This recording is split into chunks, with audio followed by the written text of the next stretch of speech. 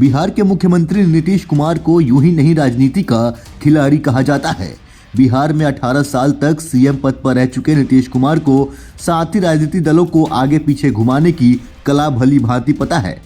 ललन सिंह को पार्टी के अध्यक्ष पद से हटाने में एक हफ्ते से अधिक का समय लेकर पूरे देश की मीडिया और राजनीतिक दलों को केंद्र में खुद को रखने की कला विपक्ष में केवल नीतीश कुमार के पास ही है।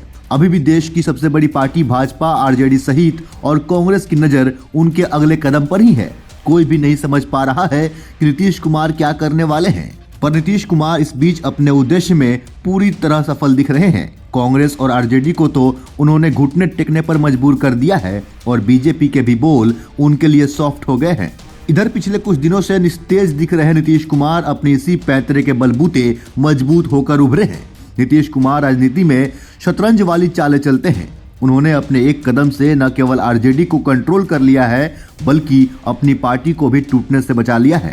नीतीश कुमार अपनी पार्टी के प्रेसिडेंट ललन सिंह को हटाने का काम चुपके से भी कर सकते थे, पर इसके लिए उन्होंने कार्य समिति और आम सभा की बैठक बुलाई। ललन सिंह के साथ क्या होने वाला है इसकी खबर भी लीक करवाई और चुपचाप मीडिया और राजनीतिक दलों को अटकलें लगाने के लिए छोड़ दिया। जाहिर है ये सब एक प्लानिंग के तहत ही हुआ होगा। उनकी इस चाल का असर हुआ है। आरजेडी अब शांत है। तो वहीं बताया जा रहा है कि प्रदेश के डिप्टी सीएम तेजस्वी यादव, जो कई दिनों से मुख्यमंत्री से मिले भी नहीं थे, वो सीएम आवास पहुंचे। कल ईडी के सामने तेजस्वी यादव की पेशी हुई। मुख्यमंत्री नीतीश कुमार पिछले कुछ दिनों से न लालू यादव से बातचीत कर रहे हैं और न ही तेजस्वी से। अब आरजेडी फैमिली शांत है। लालू फैमिली को यह बात पता है कि अगर नीतीश कुमार ने पाला बदल लिया तो वो ना घर के रहेंगे और ना ही घाट के, क्योंकि पाला बदलते ही बिहार में सरकार तो गिर ही जाएगी। 2019 की तरह लोकसभा चुनावों में एक भी सीट आने की आशंका भी नहीं बचेगी। फिलहाल नीतीश की घुड़की से लोकसभा चुनावों तक लालू और तेजस्वी अब शांत रहने वाले हैं।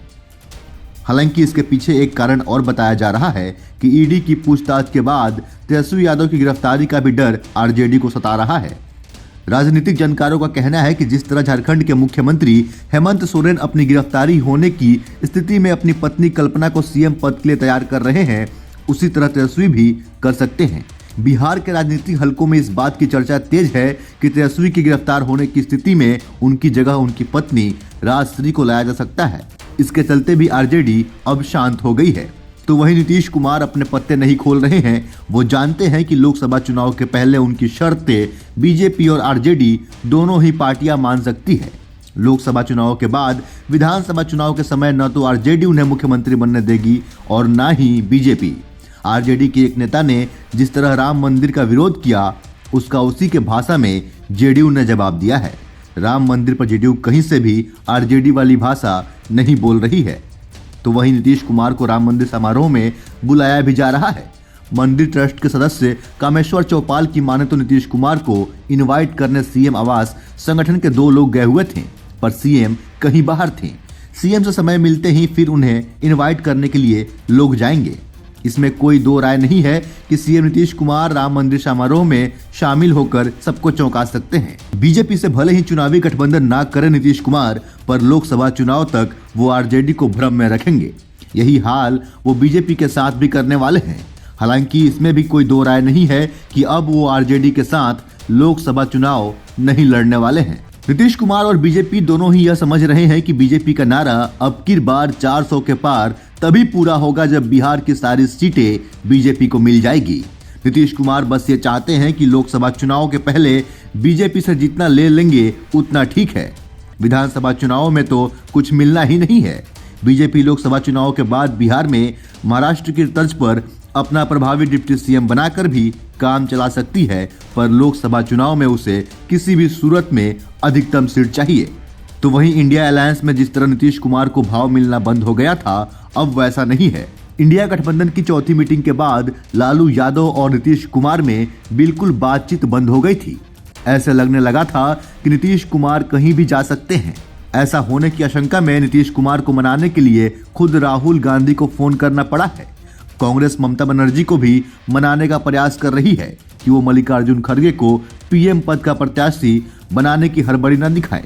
उम्मीद है कि बहुत जल्द ही कांग्रेस की ओर से इंडिया ब्लॉक का संयोजक बनाने के लिए नीतीश के नाम प्रस्ताव रख दिए जाएंगे। हालांकि इस बीच जिस तरह नीतीश कुमार खेल रहे हैं उससे तो यही लगता है कि वो इंडिया ब्लॉक को ज्यादा तवज्जो नहीं देने के मूड में हैं। नीतीश कुमार ने हाल ही में अरुणाचल प्रदेश और सीतामढ़ी से जेडीयू के उम्मीदवारों की घोषणा कर दी है। बिना इंडिया या आरजेडी की रजामंदी के इस तरह फैसले लेने का क्या मतलब हो सकता है, यह तो नीतीश कुमार ही बता सकते हैं। इस बीच शिवसेना यूबीटी के प्रमुख उद्धव ठाकरे ने भी फोन करके नीतीश कुमार को मनाने की कोशिश की है। बाकी इस पे आपकी क्या राय है, अपने हिस्से का राय हमें कमेंट के जरिए अवश्य बताएं। फिलहाल के लिए इतना ही। ऐसे ही अन्य खबरों को देखने के लिए बने रहें सहारा समय के साथ। अगर आप हमें फेसबुक पर देख रहे हैं, पेज को लाइक करें, फॉलो करें। अगर आप हमें यूट्यूब पर देख रहे हैं, चैनल को सब्सक्राइब करें। नमस्कार।